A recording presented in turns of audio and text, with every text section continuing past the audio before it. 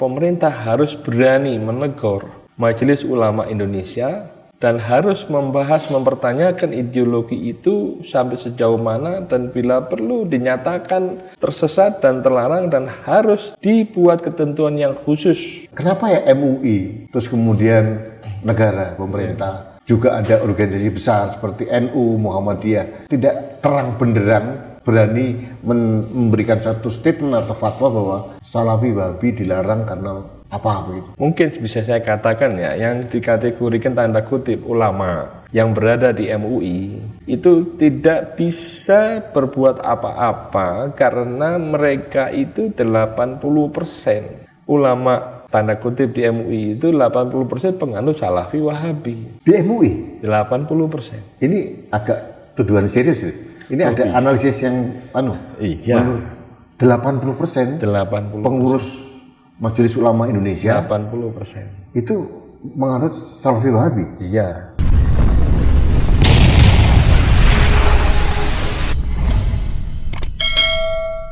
Majelis Ulama Indonesia resmi mengeluarkan fatwa yang melarang umat muslim memberi selamat di hari raya umat agama lain. Fatwa tersebut diputuskan melalui Ijma Ulama Komisi Fatwa se-Indonesia ke-8 di Pondok Pesantren Bahrul Ulum Islamic Center, Bangka Belitung pada 28 hingga 31 Mei 2024. Ketua MUI Bidang Fatwa Asroruni M. Soleh menyampaikan larangan tersebut dalam hasil Ijma Ulama poin 3 terkait fikih toleransi dalam perayaan hari raya agama lain.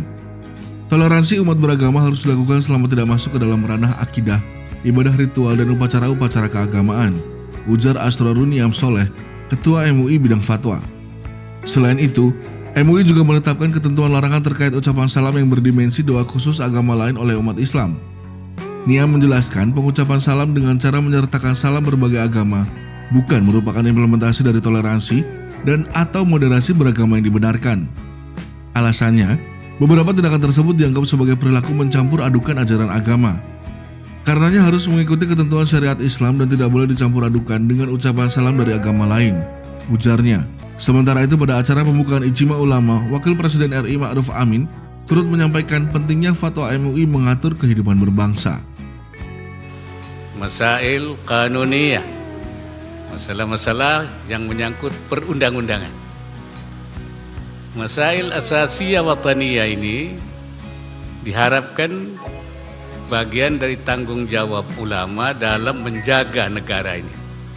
Mas'uliyah wataniyah para ulama supaya negara ini tetap berada di dalam khittah wataniyah, khittah kebangsaan dan kenegaraan. Jangan sampai menyimpang. Menjaga negara ini supaya tetap berada dalam kerangka al-mitsaqul watani, kesepakatan nasional, sehingga negara ini tetap terjaga dan supaya menjadi kanunian yang tidak bertentangan dengan aturan yang lebih tinggi, yaitu nizamun rabbaniyun, ada Tuhan, aturan Tuhan. Jangan sampai aturan kita menabrak aturan Tuhan. Jangan sampai itu, sebab itu akan menjadi masalah. Jadi salam, nah satu pertama fatwa itu sifatnya rekomendasi. Ya namanya rekomendasi, tahu sendiri rekomendasi itu apa. Kemudian salam nama agama itu kan praktik baik untuk menjaga toleransi. Tidak semuanya harus dikaitkan dengan hal ikhwal ubudiyah. Jadi jangan dilihat dari sisi teologis lagi, tapi ada sisi sosiologis yang juga harus dipertimbangkan, bahwa ini menjaga dan saling menghormati antar sesama umat beragama. Apakah iya kemudian kalau saya misalnya yang muslim menyampaikan salam agama lain kemudian keimanan saya terganggu, atau sebaliknya yang non muslim kemudian mengucapkan assalamualaikum kemudian keimanannya berpaling? Kan tidak gitu loh. Jadi gitu, jadi sesimpel itu gitu loh. Berlebihan nggak sih Gus? Katanya mencampur adukan akidah sendiri. Kira-kira ada mencampur adukan akidah kalau menurut MUI. Apa yang dicampur adukan itu akidah apa? Nabi itu juga pernah mengucapkan salam kepada umat non muslim. Itu yang mencampur adukan yang bagaimana? Makanya saya bilang jangan selalu, tidak semuanya bisa dibicarakan dalam ranah teologis, ada ranah sosiologis, apalagi dalam konteks keindonesiaan yang memiliki keragaman budaya, kultur, ras, latar belakang, dan agama. Itu kan harus saling menghormati. Caranya begitu, gitu loh. Itu salah satu cara saja. Hari gini kok masih bahas salam lintas agama itu dihimbau untuk tidak dilakukan pejabat, itu gimana? Itu kan cara berpikirnya enggak, tapi kan susah kalau kita harus berdebat ini itu. Ya saya ngikuti kiai saya. Ketika NU bilang enggak apa-apa saya salam. Saya tidak punya kartu anggota MUI. Saya punya kartu anggota NU. Karena NU membolehkan, ya saya ke NU. Islam sebagai agama kerahmatan selalu menebarkan pesan-pesan kedamaian di tengah manusia. Pesan kedamaian dalam wujud menebarkan salam secara verbal juga telah menjadi tradisi agama tauhid sejak Nabi Adam alaihissalam yang terus diwarisi hingga sekarang. Huwa sunnatu Adam wa dzurriyyati minal anbiya wal auliya. Mengucapkan salam secara verbal merupakan tradisi Nabi Adam alaihissalam dan keturunannya dari para nabi dan para wali. Nabi Ibrahim alaihissalam mengucapkan salam kepada ayahnya yang masih belum bertauhid. Nabi Muhammad SAW pernah mengucapkan salam kepada penyembah berhala dan segolongan Yahudi yang sedang berkumpul bersama kaum muslimin. Demikian pula sebagian generasi sahabat dan tabi'in setelahnya. Karena demikian menjadi sangat wajar tradisi menebarkan salam sebagai pesan kedamaian menjadi tradisi universal manusia lintas adat, budaya, dan agama dengan berbagai model, cara, dan berbagai dinamika zamannya. Berkaitan hal itu, belakangan terjadi polemik praktek mengucapkan salam dari berbagai tradisi agama yang dilakukan oleh para pejabat. Seiring kemajemukan masyarakat, pro kontra pun tidak terhindarkan. Diskusi di ruang-ruang publik pun semakin ramai merespon isu tersebut. Dalam kondisi demikian, pengurus wilayah Nahdlatul Ulama PWNU Jawa Timur terpanggil hadir untuk mengkajinya secara ilmiah dalam perspektif fikih Islam sebagai bagian khidmahnya kepada masyarakat, bangsa, dan negara. B. Hukum salam lintas agama. Bagaimana hukum mengucapkan salam dari berbagai tradisi agama yang dilakukan oleh pejabat muslim dalam acara yang dihadiri oleh lintas agama? Jawabnya adalah, bagi pejabat muslim dianjurkan mengucapkan salam dengan kalimat Assalamualaikum warahmatullahi wabarakatuh, atau diikuti dengan ucapan salam nasional seperti selamat pagi, salam sejahtera bagi kita semua, dan semisalnya. Namun demikian, dalam kondisi dan situasi tertentu, demi menjaga persatuan bangsa dan menghindari perpecahan, pejabat muslim juga diperbolehkan menambahkan salam lintas agama. Saya sudah puluhan tahun berkali-kali setiap tahun mengucapkan selamat Natal, selamat Hari Paskah, selamat Waisak, selamat Galungan, selamat Imlek. Akidah keislaman saya tidak berubah sama sekali. Itu semata-mata saya menghormati kesukacitaan saudara-saudara saya beragama yang berbeda dengan saya dalam merayakan hari raya yang diyakini oleh mereka. Itu saja simple. Sama juga dengan mereka mengucapkan selamat puasa, selamat Idul Fitri, selamat Idul Adha kepada kami, orang-orang Islam. Akidah mereka pun juga tidak terganggu. Jadi saya menolak ini fatwa dari MUI ini karena sangat tidak Indonesiawi. Saya baru saja dengar Majelis Ulama Indonesia alias MUI menyatakan bahwa umat Islam tidak boleh menyampaikan salam agama lain. Artinya kalau mengucapkan salam cukup Assalamualaikum. Jangan sebut salam-salam agama lain. Fatwa itu diputuskan melalui Ijtima Ulama, Komisi Fatwa se-Indonesia ke-8 di Kabupaten Bangka, Provinsi Kepulauan Bangka Belitung pada 1 Juni lalu.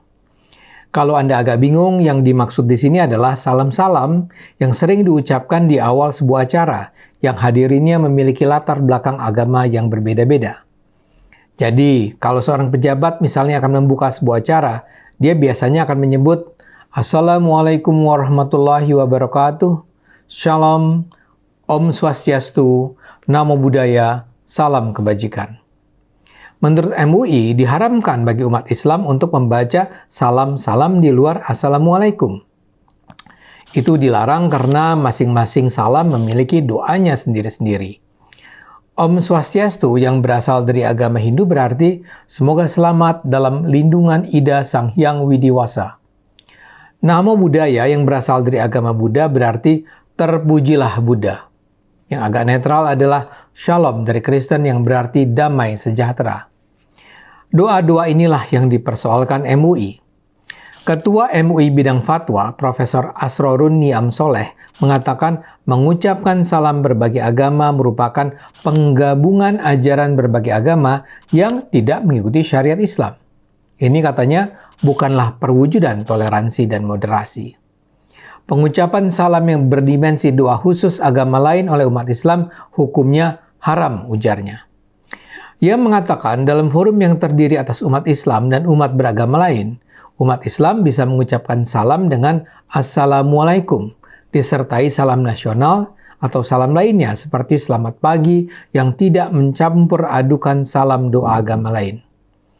Menurut Prof. Niam lagi, toleransi umat beragama harus dilakukan selama tidak masuk ke dalam ranah akidah, ibadah ritual, dan upacara-upacara keagamaan. Dia bahkan menyebut mengucapkan selamat hari raya agama lain, menggunakan atribut hari raya agama lain, atau memaksakan untuk mengucapkan atau melakukan perayaan agama lain adalah hal yang terlarang dalam Islam. Buat saya keputusan Ijtima Ulama ini mencengangkan dan sangat memprihatinkan. Saya sendiri termasuk orang yang tidak pernah mengucapkan rangkaian salam berbagai agama. Jadi kalau saya memulai pidato misalnya, saya akan langsung menyebut selamat pagi atau siang atau sore. Saya tidak akan menyampaikan Assalamualaikum, Shalom, dan seterusnya. Tapi itu saya lakukan bukan karena saya menganggap tindakan itu haram. Saya melakukannya karena alasan praktis. Kalau saya harus membaca semuanya, akan jadi panjang. Dan selalu ada kemungkinan saya keseleo lidah, salah mengucapkannya. Jadi daripada ribet, saya merasa lebih baik menggunakan ucapan salam Indonesia saja. Jadi kalau sekarang setelah 654 ulama itu bertemu, berdiskusi selama 3 hari, di ujung acara mereka mengeluarkan keputusan bahwa mengucapkan salam berbagai agama itu haram. Buat saya itu betul-betul pertanda, keterbelakangan. Kok kayak tidak ada persoalan lain yang lebih serius untuk didiskusikan ya? Misalnya saja, para ulama ini kan kita tunggu-tunggu pandangannya mengenai hal penting yang dihadapi bangsa. Misalnya saja, bolehkah umat Islam melarang pembangunan rumah ibadah agama lain? Bagaimana kita seharusnya menyikapi penyerangan terhadap umat beragama lain? Apa hukumnya? Atau barangkali soal para pejabat korup yang hasil korupsinya digunakan untuk membiayai umroh kolektif, atau untuk dana kurban keluarga, atau pembangunan masjid, atau barangkali soal pembantaian kaum Palestina di Gaza. Bagaimanakah umat Islam seharusnya bereaksi? Bolehkah umat Islam menghimpun dana melalui organisasi-organisasi yang mengaku akan menyalurkannya untuk membantu rakyat Palestina? Itu kan hal-hal yang real dihadapi umat Islam Indonesia. Tapi kok para ulama ini malah berkumpul untuk memutuskan bolehkah kita sebagai umat Islam yang selalu menganggap Islam sebagai agama damai dan toleran mengucapkan selamat agama lain. Di sisi lain, pengharaman ucapan selamat agama lain ini mengesankan kesombongan umat Islam dalam melihat agama lain, mengesankan eksklusivisme. Karena itu, menurut saya, kalaulah MUI ingin agar umat Islam tidak perlu mengucapkan salam agama lain, sebaiknya kewajiban mengucapkan Assalamualaikum pun ditiadakan. Jadi aman. Para ulama yang ada di MUI kan mestinya adalah kumpulan ulama yang terkemuka, bukan ulama abal-abal. Ulama berkualitas lah. Kok hasilnya begini? Tapi kabar baiknya keputusan MUI ini sudah ditentang oleh tidak lebih dan tidak kurang Kementerian Agama. Dirjen Bimbingan Masyarakat Islam Kemenak, Kamarudin Amin menyatakan salam lintas agama adalah praktik baik kerukunan umat. Ini bukan upaya mencampur adukan ajaran agama katanya, melainkan upaya memperkuat kerukunan dan toleransi. Dia menyebut selama ini salam lintas agama menjadi sarana menebar damai yang juga merupakan ajaran setiap agama. Guru Besar Hukum Islam Universitas Islam Negeri Syarif Hidayatullah Jakarta, Profesor Ahmad Tholabi Karli juga menekankan bahwa fatwa soal ucapan salam agama lain tidak bersifat absolut. Menurutnya ini biasa terjadi mengingat selalu ada tafsir-tafsir berbeda berdasarkan pemahaman atas teks-teks suci. Karena itu katanya publik harus bijak dan bajik, tidak saling klaim kebenaran mutlak atau menghujat suatu pendapat hukum tertentu. Apa yang disampaikan Profesor Niam ini memang perlu mendapat perhatian khusus karena mencerminkan langkah mundur. Apalagi Prof. Niam juga menyebut mengucapkan selamat Hari Raya agama lain, selamat Natal misalnya, sebagai hal yang terlarang dalam Islam. Ini menjadi persoalan yang selama bertahun-tahun mengganggu kerukunan hubungan umat Islam dan Kristen. Dalam beberapa tahun terakhir ini, pelarangan ucapan selamat Natal itu seperti sudah mereda. Sekarang dipahami bahwa larangan tersebut tidak pernah dikenal baik dalam Al-Quran maupun Sunnah Nabi Muhammad. Ayo gunakan akal sehat, karena hanya dengan akal sehat kita akan selamat.